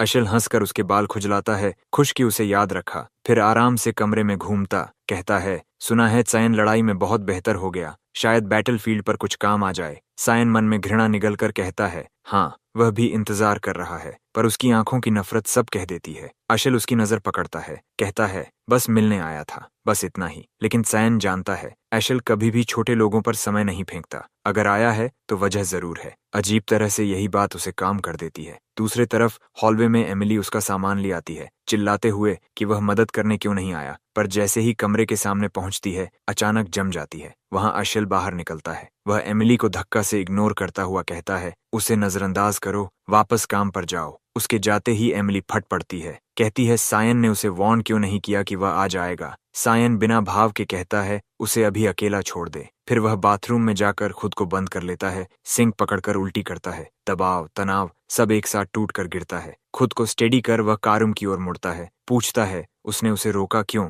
पर परफेक्ट ओपनिंग थी। कारुम ठंडे स्वर में कहती है वह सॉफ्ट नहीं हो रही थी, वह सिर्फ चाहती है कि उसकी रेज और गहरी हो, जितनी ट्विस्टेड होगी उतना डिलिशियस होगा। चायन हल्की हंसी देता है, कहता है उसे कारुम का यही रूप पसंद है। उधर अशेल के प्राइवेट रूम में एक बटलर रिपोर्ट लेकर आता है। जैसा आदेश था उसने सेकंड प्रिंसेस को ट्रैक किया और अब वह मिल गई है। वह नॉर्दर्न रीजन में व्हाइट एल्व्स टेरिटोरी के भीतर है। अशेल भौं उठाता है, फाइना आउटसाइडर्स के लिए वेलकमिंग नहीं, पर हाँ वही है, उसे लोगों को अपने पक्ष में लाने की कला आती है। एशल को कोई हैरानी नहीं, वह जानता है फीना जैसी लड़की ऐसा काम कर ही लेगी। वह बटलर को आदेश देता है जैसे ही वह वापस लौटने का सोचे तुरंत खबर दी जाए। सर्वेंट सिर हिलाता है, पर जाते जाते पूछ लेता है क्या मीटिंग में कुछ हुआ? आज अशेल अलग लग रहा है, कुछ हैप्पी भी। अशेल हंस देता है, कहता है उल्टा है, मूड तो बिल्कुल खराब है, बस सायन की वो नजर दिमाग में अटकी है, तीखी, भारी, जैसे किसी स्वॉर्न एनिमी को देख रहा हो। वह आदेश देता है अब से सायन पर नजर रखी जाए। बटलर निगरानी की व्यवस्था करने का वादा कर निकल जाता है। अशेल वहीं अकेला रह जाता है, सोचता हुआ उसका छोटा भाई आखिर क्या छुपा रहा है। कास्टल के बाहर रॉयल नाइट्स की फॉर्मेशन तैयार खड़ी है, सायन को एकेडमी तक एस्कॉर्ट करने के लिए। एमिली पास खड़ी उदास, उसे नाइट्स के साथ जाने की अनुमति नहीं और यह उसे चुभ रहा है। सायन गुड बाय कहता है, उसे बिहेव करने और खुद का ध्यान रखने को कहता है। तभी वह उसे याद दिलाती है एकेडमी में अगर कोई परेशान करे तो हिम्मत मत हारना। सायान इस बात पर हैरान, क्योंकि ये वही एमिली है जो पिछली लाइफ में भी ऐसी ही थी, काइंड, कांस्टेंट, वही लड़की जिसने उसे बचपन में मौत से खींचकर बाहर निकाला था। वह 8 साल का था, तेज बुखार में टूटता, कोई देखने तक नहीं आया, बस एमिली। वह उसे पीठ पर उठाकर डॉक्टर तक भागी, रात भर उसके पास बैठी रही। अगर वह न होती वह शायद किसी अंधेरे कोने में मर चुका होता। काट से सिर निकालकर सायन मजाक में चिल्लाता है, वापस आया तो बिहेव न करने पर पनिशमेंट मिलेगी। एमिली हंसते रोते हाथ हिलाती है। सायन के लिए वह मेड कभी नहीं रही, वह उसके दिल के करीब है। काट में वापस बैठते ही सायन को कुछ ऑफ लगता है। एस्कॉर्ट में 6 नाइट्स सिर्फ एक व्यक्ति के लिए, बहुत संदिग्ध। उसे यकीन होने लगता है ये नॉर्मल ट्रिप नहीं, कुछ होने वाला है। एकेडमी पहुंचने से पहले कई घंटे बाद वे रुकते हैं। नाइट कहता है यहीं रात बिताएंगे। सायन पूछता है ये जगह एग्जैक्टली कहाँ है? जवाब वेग। सैफ्रॉन के बीच में, पर सीनरी झूठ पकड़ा देती है। ये सैफ्रॉन नहीं, ये आइसोलेटेड जाल है। वह कार्ट से उतरता है और तुरंत नाइट्स उसे घेर लेते हैं। सायान शांति से पूछता है, इसका मास्टरमाइंड कौन है? किसने प्लान कराया? कोई जवाब नहीं, बस इतना कहते हैं, आज वह मरेगा। एक नाइट उसकी गर्दन पर वार करने आता है। सैन एफर्टलेसली डॉज करता है और एक ही काउंटर में सिर धड़ से अलग। वह तलवार बाकी पर तानता है, सवाल दोहराता है। नाइट्स एक साथ टूट पड़ते हैं, पर कुछ सेकंड में सब जमीन पर पड़े हैं, काटे हुए लिम्स और टूटे आर्मर के ढेर में बदल। एक को वह जिंदा छोड़ता है। वह आखिरी नाइट दहशत में जम चुका, अब समझ गया कि डीमन ड्रैगन से बचकर लौटने वाला आदमी किसी भी इंसान की पहुंच से ऊपर है। सायन शांत स्वर में पूछता है, किसने आदेश दिया? डर के मारे नाइट बोल देता है, मिसेस मार्गरेट, वही किल ऑर्डर लेकर आई थी। सायन उसे नहीं मारता। दोनों कार्ट में लौटते हैं। एकेडमी की ओर यात्रा जारी। रास्ते में नाइट एक और सच खोलता है। क्रे ने मार्गरेट से जाकर कुछ मदद मांगी थी। संभावना है ये हिट जॉब उसी की मांग थी। सायन दांत भींच लेता है। बस क्रे से यह हिसाब बाद में चुकता होगा। नाइट उदास पूछता है, अब उसके साथ क्या होगा? सायन ठंडे स्वर में कहता है, अभी तुम यूजफुल हो, इसलिए गाड़ी चलाते रहो। कुछ देर बाद एकेडमी की विशाल आउटलाइन होराइजन पर उभरती है। आखिर वे पहुंच गए। स्टेट में मार्गरेट का दिमाग फट जाता है जब खबर पहुंचती है कि उनका मिशन पूरी तरह उलट गया। सड़क किनारे उनके लोग कूड़े की तरह फेंके मिले और सायन, वह जिंदा बचकर एकेडमी तक पहुंच गया। डर और डिसबिलीफ साथ उठते हैं। ये संभव कैसे है? बटलर कहता है, शायद उन्होंने उसे अंडर एस्टिमेट किया, पर किसी बच्चे का ये करना दोनों को अजीब लगता है। वह सोचता है, जरूर कोई अनसीन फोर्स इसमें शामिल है। वह सुझाव देता है, एकेडमी में क्लीनर भेजकर काम खत्म कर दें। मार्गरेट तुरंत रोक देती है। अगर उन्होंने ऐसा किया तो सायन सीधा क्रेयॉन्स पर टूट पड़ेगा। वह ब्लैकआउट का आदेश देती है। कोई रिटेलिएशन नहीं, कोई लीक नहीं, आज की घटना का जिक्र तक नहीं। सर्वेंट झुककर निकल जाता है। कमरे के बाहर अशेल का बटलर सब सुन रहा था, चुपचाप। 10 दिन हो चुके। सैफ्रॉन से सायन और ब्रायन निकले। अब तक मार्गरेट समझ चुकी होगी कि सायन जिंदा है, यानी एकेडमी का रास्ता अब सुरक्षित है। अब सायन को सोचना होगा ब्रायन का क्या करे। कुछ देर बाद जब सायन कार्ट में आराम कर रहा होता है, एस्कॉर्ट बताता है वे पहुंच गए। सायन बाहर देखता है। एकेडमी की इमारत नोस्टाल्जिया की लहर सी भर जाती है, अच्छी भी बुरी भी। वह अंदर जाता है, क्रेडेंशियल्स देता है और विस्पर्स उठते हैं। सायन वर्ट, वही, उसे डॉम भेजा जाता है। 2 दिन बाद एंट्रेंस सेरेमनी और एलिमेंटल असेसमेंट है। स्टाफ उसे ऑर्नेट की और सील्ड लेटर देता है। सायन पढ़कर हैरान, उसे पूरा रॉयल हॉल मिला है। उसके ब्लड लाइन में यह ऑनर किसी को नहीं मिला। साफ है, किसी बड़े हाथ ने यह सेट किया है। ब्रायन अंदर आता है। अब एस्कॉर्ट खत्म। सायन उसकी तरफ मुड़ता है। सेटल करने का समय। ब्रायन जानता है अब वह मरने वाला है, पर सायन उसे सोने की भारी थैली थमा देता है। यह पेमेंट है, नई जिंदगी शुरू करने के लिए काफी। ब्रायन की आंखें भर आती हैं। वह घुटनों पर गिरकर लाइफ टाइम सेवा की भीख मांगता है। सायन चौंक जाता है। कोई क्यों चाहता है यह? ब्रायन समझाता है, उसके पिता ने सिखाया था, अगर कोई लायक इंसान मिले, लॉयल्टी में हिचकना नहीं। सायन को यह बेवकूफी लगता है। क्या ब्रायन को डर नहीं कि बिट्रेयल हो सकता है? ब्रायन शांत, अगर होगा हो जाएगा। सायन कंधे उचका देता है। सेरेमोनी स्किप करता है, सीधा एलिमेंटल टेस्ट के लिए निकलता है। उधर रॉयल एकेडमी के डीन ऑफिस में डीन नए एलिमेंटल रिजल्ट्स पढ़ रहा है। इस साल कैंडिडेट्स धांसू आए, जैसे एरिन 2 स्टार माना और 50% आए 55% लाइट एफिनिटी, पर एक नाम सब पर भारी, सायन 2 स्टार माना, एस रैंक फिजिक और सबसे शॉकिंग 92% डार्कनेस एफिनिटी। उसकी सिस्टर एलिस भी ग्रेजुएशन में 88 ही लाई थी। इंस्ट्रक्टर सेरा याद दिलाती है उसका एलिमेंट डार्कनेस ही है। डीन हाँ कहता है, पर साथ ही जानकारी देता है उसे एम्परर के डायरेक्ट आदेश पर रॉयल हॉल मिला, फ्रंट लाइंस में एरिन को बचाने की कीमत पर। डीन आगे कहता है, एम्परर तो उन्हें एक दूसरे से मैरी कराने की सोच रहा था। वह सेरा से पूछता है, अगर इग्नोर की गई 5th प्रिंसेस वर्ट फैमिली में शादी कर ले तो क्या होगा? जवाब साफ, succession drama, empire wide chaos, शायद सिविल वॉर। सेरा चेताती है, अति हो गई तो रियल्म टूट जाएगा। डीन हंसकर कहता है, अभी थोड़ी दूर की बात है, देखते हैं सायन एम्पायर का सेवियर बनता है या उसका डाउनफॉल। दूसरी तरफ सायन हॉलवे में चलता, अपने एलिमेंटल नंबर्स दिमाग में दोहराता। 92 देखकर अभी तक शॉक्ड, पास्ट लाइफ में बस 80 था। डिमोनिक ब्लड का असर साफ है। तभी सामने क्रेयॉन्स दिखता है। उसे देखते ही उसकी शक्ल ऐसी जैसे किसी भूत को देख लिया हो। वो झटके में है। उसे साफ दिख रहा था कि सायन मर चुका होगा। उसके बगल में वही गोल मटोल बदमाश पॉपर पनेरन, वही जिसने क्रे की तरह बचपन से उसकी जिंदगी झन्नुम बनाई थी। सायन के चेहरे पर सीधी चमक, बेहद जल्दी बदला चुकाने का मौका। पॉपर कुछ बोलने आगे बढ़ता ही है कि सायन एक ही किक में उसे दीवार पर चिपका देता है। पॉपर बेहोश गिर जाता है। सायन क्रेयॉन्स की तरफ मुड़ता है, शांत पर खतरनाक मुस्कान के साथ बोलता है, तेरे पीछे की चालों से मुझे कोई फर्क नहीं, पर अगर तू मेरी नजर में दोबारा आया, व्हीलचेयर में निकल जाएगा। क्रे वहीं ढह जाता है। सायन आराम से वहां से निकल जाता है, चेहरे पर घमंड, अंदर पूरा सेटिस्फैक्शन। दूसरी तरफ सैरा डीन की बातें बार बार सोचकर सखर्त हो चुकी है। वह तय कर चुकी उस पर कड़ी नजर रखनी पड़ेगी। तभी वह नोटिस करती है शेल्फ की किताब गायब है। उसके पीछे सायन की आवाज, हाथ में वही किताब, यही ढूंढ रही थी। वह चौंक जाती है। उसे उसकी आहट तक महसूस नहीं हुई। वह रूल्स याद दिलाती है, स्टूडेंट्स यहाँ नहीं आ सकते। जैसे ही वह किताब वापस पाती है, काली फॉग उसके हाथों से निकलकर धावा बोलती है। सायन सरक कर बचता है और बोलता है, हॉलम ऑफ मिस्ट, सही पहचाना ना था। वह दंग, उसे कैसे पता? पिछले जीवन में उनका पहला सामना बिल्कुल सामान्य लगा था। वह उसके दिन के बारे में पूछती, कहती काउंसलिंग इंप्रूवमेंट के लिए जरूरी है, जबकि सायन उस वक्त रोज पब्लिक ह्यूमिलिएशन झेलता था एशेल के हाथों। उसने माना था 84% डार्कनेस एलिमेंट रेयर है और ह्यूमैनिटी इस एलिमेंट को समझती नहीं, इसलिए लोग इसे कम आंकते हैं। वह मुस्कुराई थी, कहती उसकी ग्रोथ लिमिटलेस है। सायन पूरी तरह बहक गया था। इंस्ट्रक्टर का एक्ट सब कवर था। असल में वह एकेडमी के बीचों बीच रॉयल भीड़ में छिपा हुआ एक असैसिन थी। उसका एक्सप्रेशन बदलता है। वह कहती, बाकी बात उसकी लैब में होगी। सायन थोड़ा हैरान, प्रिबेसले पीछे जाता है। लैब अंदर से उसी पुराने मेमोरी जैसा। वह टी का सिप लेता है और तुरंत पकड़ लेता है, इसमें पॉइजन मिला है। पसेसी अंश से देती है, पर सायन कंधे उचका देता है। डिमोनिक ब्लड पीने वाला पॉइजन से नहीं मरता, रेसिपी अपग्रेड करो। अब वह सच में शुक है। वह पूछती, उसे कैसे पता कि वह ऑर्डर्स लाइब्रेरी की स्पेसिफिक किताबों से लेती है? सायन कैजुअली कह देता है, जाहिर है मिस्ट का आदमी वही जानता है। अब वह उसे शक की नजर से देखती है। क्या सायन सच में मिस्ट का हिस्सा है? वह आगे बढ़कर ब्लफ तोड़ता है, याद दिलाता है कि जाने से पहले किसी ने पूछा था, एक रात काफी होगी और अब की नोबल्स रैंडम मर रहे हैं। प्यूरिफिकेशन प्रोजेक्ट शुरू हो चुका है। वह एक्ट करती है, मुझे कुछ नहीं पता। पर सायन मुस्कान के साथ बोलता है, मैं जानता हूँ। उसकी आंखें सखर्त, वह चेतावनी देती है, ज्यादा बोलने का पछतावा होगा। फॉग लैब में फैल जाती है। वह टेबल उठाकर उसके ऊपर फेंक देती है। सायन डॉज नहीं करता, सीधा घूंसा मारकर टेबल 2 टुकड़ों में फाड़ देता है। वह कहता है,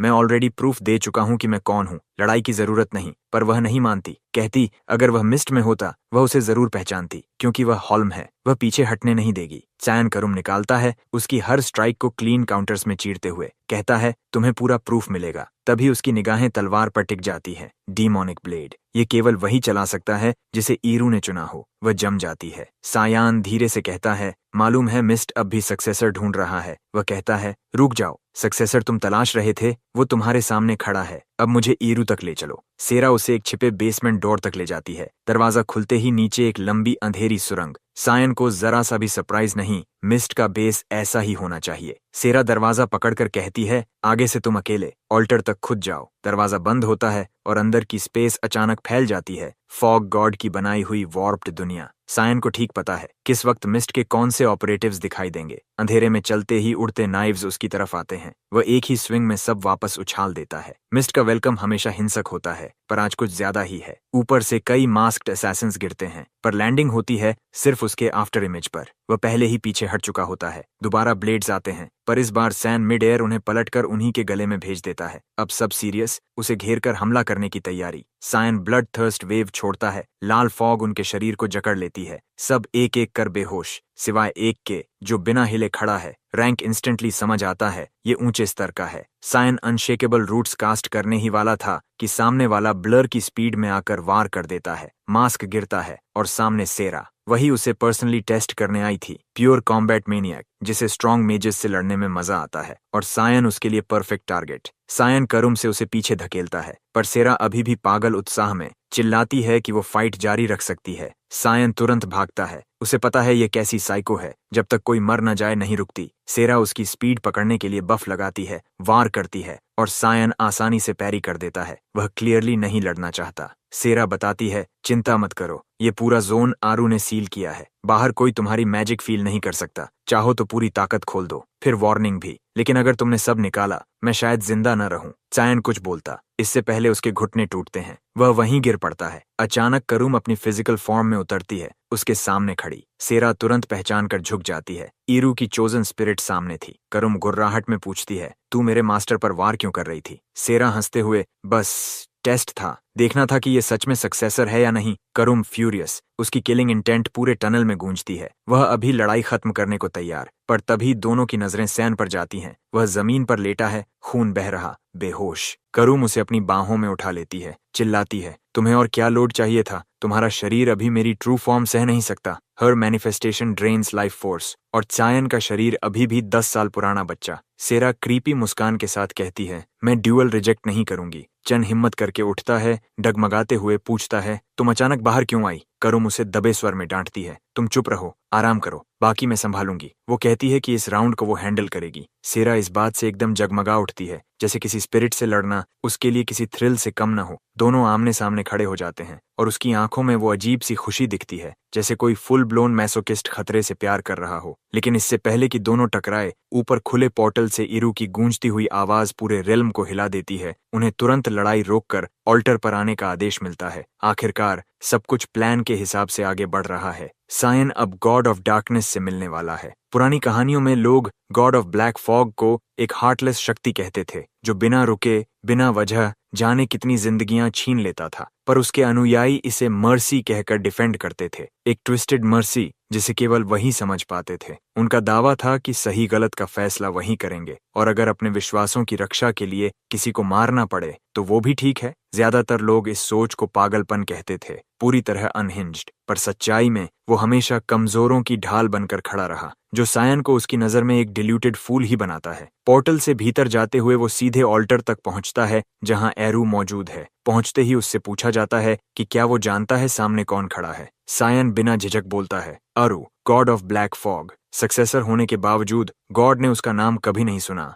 इसलिए प्रूफ मांगता है। लेकिन उसके भीतर से धड़कती फॉग एनर्जी ही काफी थी। सक्सेसर बनने के दो ही रास्ते हैं, या तो अरू खुद चुने या मिस्ट स्टोन चुने। और क्योंकि गॉड उसे नहीं पहचानता, इसका मतलब सिर्फ एक है, स्टोन ने खुद उसे चुना है। खासकर जब वो पत्थर पिछले साल गायब हुआ था, ईरू सचमुच प्रभावित होता है कि चायन ने कौम को जगाया भी और इतनी आसानी से कंट्रोल भी किया। उसकी आंखें तीखी, तय, बचपन जैसी बिल्कुल नहीं। ईरू को तुरंत बता देती हैं कि ये लड़का किसी और समय का है। सायन ने पहले भी शक किया था कि शायद गॉड ने उसे समय में पीछे भेजा होगा, पर ईरू अब वो सर्वशक्तिशाली सत्ता नहीं रहा। उसकी डिवाइन पावर बहुत पहले खत्म हो चुकी है, और चायन ये पहले से जानता है। वो बस जवाब ढूंढने आया था। ईरू कंधे उचका देता है कि सक्सेसर खुद चलकर आ गया, इससे उसका ही काम आसान हुआ। हमेशा की तरह लेजी, लेकिन बातचीत के बीच उसे सायान पर रखी एक वस्तु का नास्टी ऑरा महसूस होता है, होली सोर्ड का हिल्ट। वो पूछता है, डिमोनिक सोर्ड कम पड़ रही थी क्या? सायान बताता है कि उसका उसे अभी उपयोग करने का कोई इरादा नहीं, बस इतना चाहता है कि दुनिया उस पवित्र तलवार को भूल जाए और उसकी मौजूदगी इरेलेवेंट बन जाए। सोचने का ये अंदाज आरू को चौंकाता है,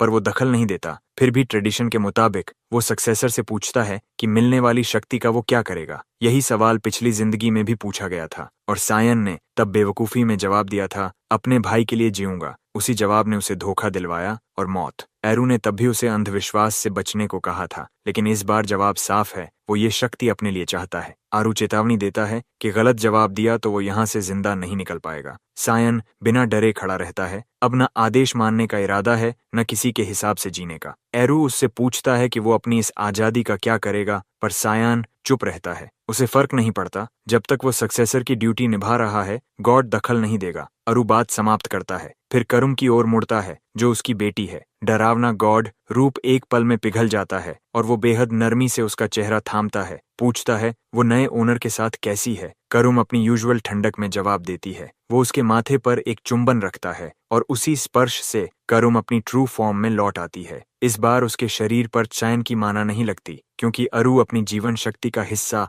उसे दे देता है, ताकि वो बिना उसे थकाए अस्तित्व में रह सके।